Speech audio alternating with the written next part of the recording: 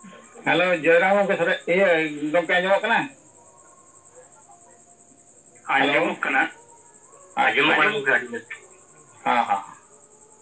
नितो single zoom रे को जवाब कान सात पनत रे नयूरे का आंजमिया को ona साथे परसी जीत के रेडी संग गomke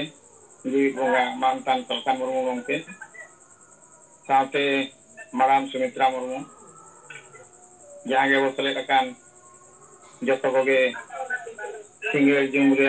सिंगल जोहार इन रविनारायण सोरेन ओडिशा प्रदेश बुद्धिजीवी और भुवनेश्वर जोनाल कमिटी रि हेड हिसाब से दायित्व तलिंग आदो नितो तब जहां चलू कना नवा सिंगल कैप्टन ओनारे टीम बनाव ओनारे मा अलिंग कड़ी लिंग तायम ᱧᱚᱜ ᱟᱠᱟᱱᱟ ओनारे कुरुमुटु लिंग छुटाव आकान गया आलिंग बनाव को गया ना नवा हिसाब से उहर मेना गया चुटपुटी हटिंग को उनका लिंग चालू बड़ा आकान गया आदो कटी अलिंग हो नितो नवा चितान रे दो कटी लिंग दुर्बल आकान गया और ना नवा लिंग कुरुमुटुते भुवनेश्वर राजगार रे जहां किसी दो ना नाम लगे लिंग छुटो गया और छुटो कान गया लिंग नवा मिटांग तलिंग सिंगल कैप्टन हिसाब से अलिंगा लय सदर और द्वितीय कथा दो अब सिंगल फंड हिसाब से अलिंगा जहां प्रत्येक मास रे एम रिया अलिंगा जुरु ओना दो अलिंग दो नवा जून मास रिया दलिंग एम सुदाका बाकी दो तलिंग बनुआला और जतो के तलिंग अलिंगा पर्सनल हिसाब से एम दोना अप टू डेट गे मेना आका नवा तलिंग और दोसार से दो रिपोर्ट आकार तलिंग मेनेआ अब केउझर जोनाल रे ढेंकानाल जिला रे कामाख्या सब डिविजन भीतर रे पड़ाव कान कोंकड़ाहाट ब्लॉक ओना भीतर रे मेना तबो तरणीपुस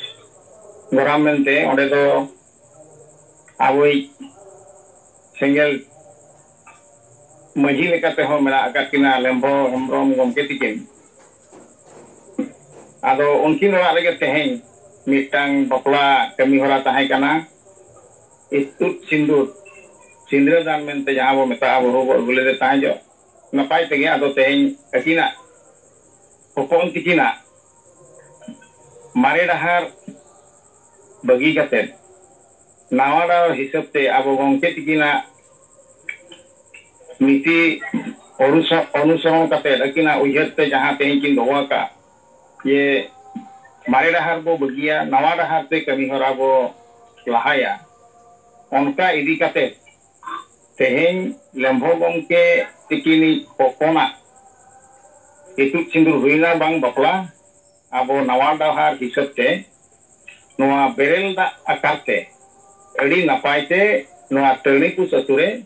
हुईना और नवा दो अड़ी मारा रसी अतु कना और अलिंग चेतान रे दो नोडे अड़ी जे अतु होर दो जुलुम मेना अकात गया हेले एन रे हो नवा कमी होरा अड़ी नपाय तेगे हुईना नवा चेतान रे चेत एकटे टोंगे बाय हुईलेना माने अड्डी रस्कते अड्डी नपायते अड्डी सुरुकुरते अड्डी ना मेन लेखान नवा जिला रे नुनु अटके टोने कान ताहे जो आले दो सलखान मुर्मू बाले बोलो अचोया सलखान मुर्मू रीति रिवाज वाले आंजोमा सलखान मुर्मू गomke तिकिना अयुर डहार नोडे बाले कमी अचोआ हेले तेहें नवा प्रमाण ले देखाव किया नवा नवा हिसाब से अड़ी नपाय हुईना मित पद नुनु मरांग अतुरे बाको साहस लिया आले मित पद मेताले लगिते आदो नवा कमी होरा रे बिस्ती कते कुरुमुटु रेकिन ताहे कना आबो ढेंकानाल जिला रिनी ढेंकानाल प्रेसिडेंट दशरथ हांसदा गomke तिकिन नवा अड़ी किन कुरुमुटु ले चेले काते नपाय ते हुआ और जहां गे अब ओडिशा रिन मेना को पुनिया जोन रे जतो गोगे नेता दोहो लेना ओना भितरे को जहां को दाड़िया ताहे तबो एक सेटल लेना को और नोरे बिस्ती काते अब ओडिशा प्रदेश रिन तबो सिंगल पारगाना नवा बारीपदा जोन रिन हेड को नारायण मुर्मू गomke तिकिन के सेटल लेना ओना साथे विकास हेम्ब्रम तिकिन किन सेटल लेन ताहे जो और केउझर जोनाल रिन युवा नेता तबो कल्याण बास्के तिकिन आजरिन जतो टीम और ढेंकानाल रेन जहां तिनाग के सिंगल परिवार में अकात को दशरथ हांसदा गमके आयुरते जतो को सेटल लेन तान जो प्राय 30-40 जन गान हो अब फैमिली इदी काते जतो को सेटल ना नोआ कमी रेडी को साहाय्य सहयोग कम लेया और अडी नापायते नोआ दो हुई काना और नोआ चेतान रे नितो यूट्यूब को रहो एमा काना न्यूज को रहो एमा काना प्राय तबो अड़ी ऐतिहासिक ढेंकानाल जिला रे मिटांग तेहें गमके तिकिना आयुते जहां नवा डहारते कमी होरा हुयु कथा किन लय कार बना ओना तेहें नापाय तेबो कमी पारमका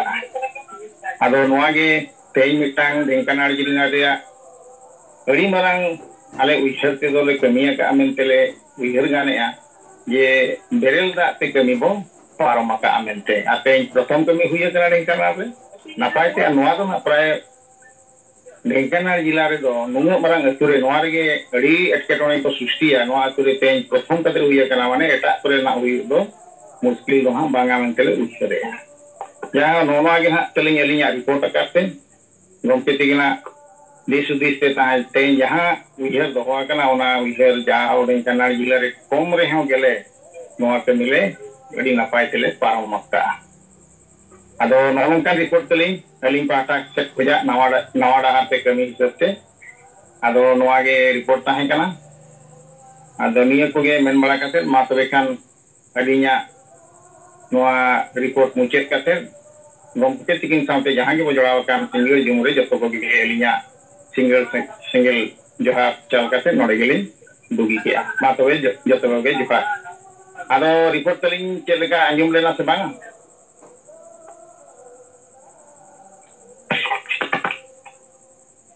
आंजोमेन गया अच्छा ठीक गया गमके जोहार जोहार